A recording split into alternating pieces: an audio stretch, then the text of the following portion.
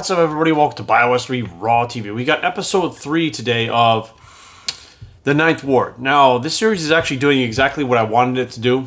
It's not about fitness. It's not about entertainment. It's about reaching out. It's about trying to help and trying to do something good with something that happened that was bad. Now, I don't regret my past. I don't look back and think that I wish, I could change it. Was it some rough times? Yeah, but it's also given me the ability to sit here and connect with you guys on a different level that people that just, have never been through it can't do. So that being said, today we're going to talk about the first steps to getting clean and how I kind of go about that, because a lot of people are kind of stuck in that Groundhog Day, like the movie with Bill Murray, where it's the same thing over and over again. You get up, you get drugs, you try to figure a way to get more money, to get more drugs, you go to bed. Every day it starts off with the same friggin' thing. It's like Monday is Tuesday is Wednesday is Thursday is Friday. It's the same thing until you finally break that cycle. It's like a cycle. They call it the cycle of addiction, but that's not really what that means. But that's a cycle too. It's the same thing every day. Now, I'm going to say something right now that most addicts, while you're in the throes of addiction, are going to disagree with, and they would argue with you, and they would tell me I'm wrong, but I'm 100% right. Doing drugs is a choice. If you decide to do dope or alcohol, whatever it is your choice. You are not forced to do it. Now you go, well, Jerry, I get sick. I know. However, physical dependence and addiction are, physiological dependence and addiction are two completely different things, okay? The mental part of addiction is choice, okay? You can be physically ill. However, okay, check this out. If you choose to take your last shot of heroin and drive your ass to an inpatient rehab or an outpatient rehab, that's your choice. You now no longer are going to need to take that stuff to be well. You'll be well from then on. So it's a choice. It's a choice to say, I don't want to medicate myself anymore. I've had enough. I'm tired of this life and I want to get to the bottom of this. I want to be better. That's a choice. And you have to make that choice. And many people have to wait till they're rock bottom. They call it rock bottom. And that's different for everybody. And sometimes you look at somebody, you're like, oh man, they're at rock bottom now. And they're still not at rock bottom. And they fall and they fall and they fall. And some people never hit it. They're in jail or they're dead. Just plain and simple. I mean, there's no way of sugarcoating it. That's how it goes. But you could see it. You could see the person kind of, etching towards that final day where they've just had enough. And that's what it was for me. I woke up one day and I said, I can't do this anymore. I would get up in the morning and my dealer would tell me and my dealer was really cool too. He was actually more of a friend than a dealer. And he actually eventually cut me off because he was like, you're too good of a dude to be messing with this stuff. And I wish we could just hang out, but I got to cut you off. I can't.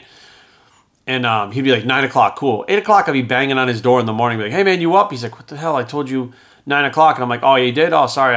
Anyways. And I would just, that would be my thing. I'd get up in the morning. I did things to get money where I sold things. I stole things.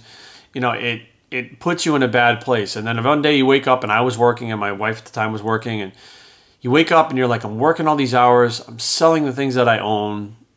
And I have nothing left. This is it. I can't pay the bills. I'm going to be evicted. I don't have any money. I can barely feed myself. I have 2 dogs and a wife. This is it. This is it. Another one of my friends had passed away from an overdose. And several of them had been in and out of jail. Some of them were still in jail. I mean, I was seeing what was going on around me, but completely rationalizing it. That's not me. I'm not like that. I was exactly like that. So now your rock bottom is just kind of like this epiphany. You just kind of realize, I don't want to do this anymore. But it's you realize you can't do it anymore. Then you decide, again, a decision, you decide to not do it anymore and you enter the rehab. Now, here's the thing. You have to find something that really is going to take care of your problem. Okay, your first steps towards getting clean is making this decision to not use drugs anymore. Once you make that decision, now you have to act on it. Okay, the action is getting to a rehab to get help. Okay, hospitals usually not going to help you. They're going to patch you up, send you on your way, and tell you to get to a doctor anyways.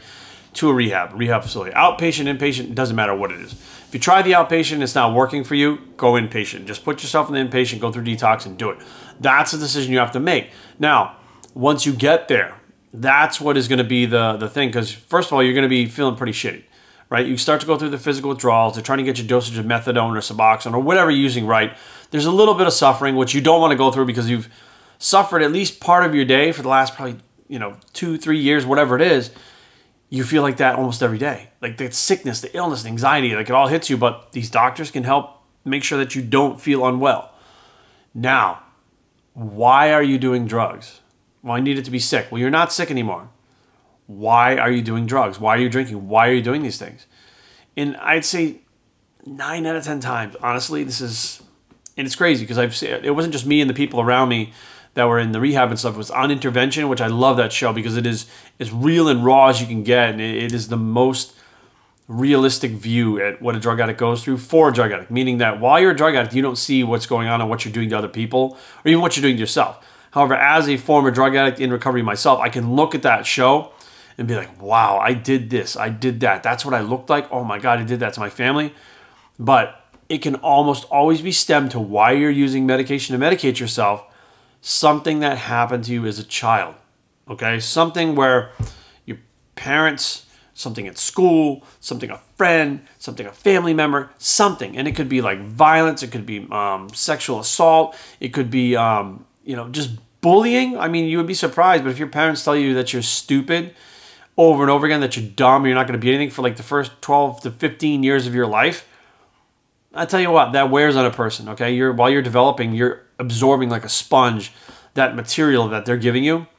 And it can put you down a path where you don't feel good about yourself and you'll medicate yourself not really knowing what to do with the feelings that you're feeling. So you have to get to the bottom of it. And for me, it was a combination of things. That makes it even harder because it's not just one thing. You know, in my head, I'm like, well, I'm doing drugs because I don't want to be sick.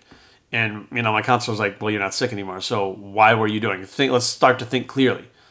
And, that was like the real eye-opener. I'm like, I don't know. That's all I could say was, I don't know. And that's the worst reason in the world to do anything. Why are you driving down the road? I don't know. Why are you eating that sandwich? I don't know. Why are you doing drugs? I don't know. Why are you driving down the road? Because I have to go to work. Why are you eating the sandwich? Because I'm hungry. Why are you doing drugs? I don't know. You know.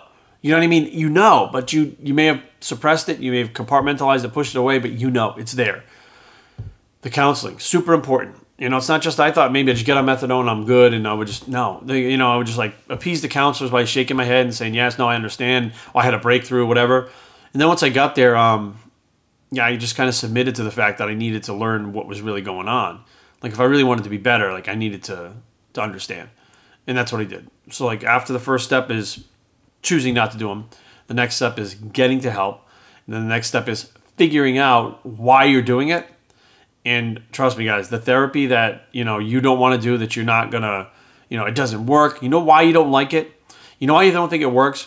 Because it's going to let you know things about yourself that you don't want to hear. I had a family member that was so against any kind of therapy because he didn't want to hear what they were going to tell him. They were going to tell him that he was wrong, and he didn't want to hear that. I actually went to a counselor with my ex-girlfriend. We were going through some issues. She said, I want to see a counselor. I said, cool. So we go to this counselor. And we pull up. This is actually a true story. It's in like this apartment complex. I said, where's the office? She goes, it's in his apartment. I said, you didn't say that. You said he had an office. She goes, well, I said that I was going to see him where he works, and I was going to counsel where he... I'm like, wait a minute. She had a way of twisting words to get what she wanted, but it wasn't exactly the truth, but she wasn't technically lying. She was pretty good at that. So I said, okay, let's go in there. So we get in there, and I sit down the counselor with her, and she'd already seen him a few times. And the counselor says, Jerry, you look a little agitated. So I'm a little upset. I said, she didn't tell me that you worked out of your home because she was afraid I wouldn't come. And he looks at her and he goes, is that true? She's like, wow, he's like this, he's like that. And the counselor said, stop right there. It doesn't matter what he's like. He's a full-grown adult, and you basically manipulated him to get him here. This is the big problem of our relationship, right? And she said, no, I didn't. I just, I knew that to get him here and to get help. He's like, maybe he's not the one that needs help. Like the counselor said that right to her, right in front of us, and she just looked and started to tear up, and he said, he's a full-grown adult. You need to give him all of the information, truly, top to bottom, and let him make the decision for himself. Meaning, hey, I got this great counselor, he's amazing, but I know it seems a little weird, but he works out of his living room because he's in between whatever, and he's opening his own practice, but will you still go? Then he decides, yes, I'll go, or no, I won't go, but not, bringing him in here and bombarding him with, hey, we're already here. And, it's not the right thing to do. And I was about maybe 7 or 8 years older than her. And, we talked, and I said, this is what happens, is that she gives me partial truths. I believe her. And then I walk into a situation. I said, I don't know what's going on because she only told me a certain amount of it. I said, I have no idea. Like, it's a whole new reality. And we went back and forth, and, he kept saying, well, do you ask the right questions to me? I was like, I don't know. I guess not. He's like, well, you need to more ask questions. And he looked at her and he said, he's a little bit older than you. He's been through things in his life. He's wiser than you. And that pissed her off because you get wisdom through age. You can't just be smart. Smart and wise, smarts and wisdom are two different things. And I said, maybe you should listen to him once in a while, and maybe you should just try being totally honest. And she's crying, and she's like, I'm not going to take this anymore. I don't need to take this. She got all defensive, and she left. And, I finished talking to the counselor, and, I shook his hand. I said, thank you so much. I said, I don't know if I'll be back, because I don't know if we're going to make it. I said, you've seen how this is. I said, this is what's been going on for the last couple of years. I said, I don't know what the next step is. And he said, maybe you guys should just separate for a little while and, just work on yourselves. I'm like, yeah, that's probably a good idea. So needless to say, we separated. Actually, yeah, we broke up, but it is what it is. But that was, one of those things where you have to not try to manipulate the people around you, right? And as a drug addict, you get really good at manipulating everyone around you. So when you go to see this counselor, she couldn't manipulate the counselor, she could manipulate me. When you go to see your counselor as a drug addict, you think you can manipulate your counselor. You've been manipulating your family, your friends, everybody around you, but you think you can manipulate him, but he knows what you're doing. Okay, so when you go in there, this is 100% true fact. We were in a group setting one time, and there was only 3 of us. It was me, this girl, and then this other guy, right? And this other guy, he had a pretty bad attitude, but he was in the outpatient rehab. He took his methadone. And this is like for post-recovery, out, when you're out of the program and stuff and you're on your own. It's like to set you up, right? And he comes into the thing, and he sits down, and he looked a little weird. And then, the counselor asked, are you okay? He said, yeah, no, I'm a little tired, right? So as the counselor's talking, going over things, the kid's like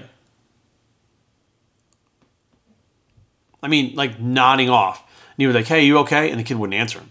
He's like, hey, and he would shake him, and the kid would be like, what? Yeah, fine. Like, it wasn't he was falling asleep, like, oh, shit. He knew he was high. But he was telling the doctor, well, I didn't sleep last night. He was trying to manipulate the counselor. The counselor was like, look, get out. So they had to, do this whole big thing, like have him sign this paper and stuff. It was his 3rd offense of coming to the rehab high. It was just a nightmare. But the counselors are there to help you, okay? The people that are there to help you. They're not there to just, just get you in, get you out, and make a buck. Is it a business? Yes, but they're there to help you. Trust me, you pick that profession, not because you want to make money. There's a lot of other professions you can make a lot more money, but you pick that profession as a counselor to try to help. Either you've been through it yourself, you know somebody that's been through it, or you've seen somebody that's been through it, and that's your goal. So once you walk into that rehab, the next step is to be honest with the counselor and work with them and let them work with you.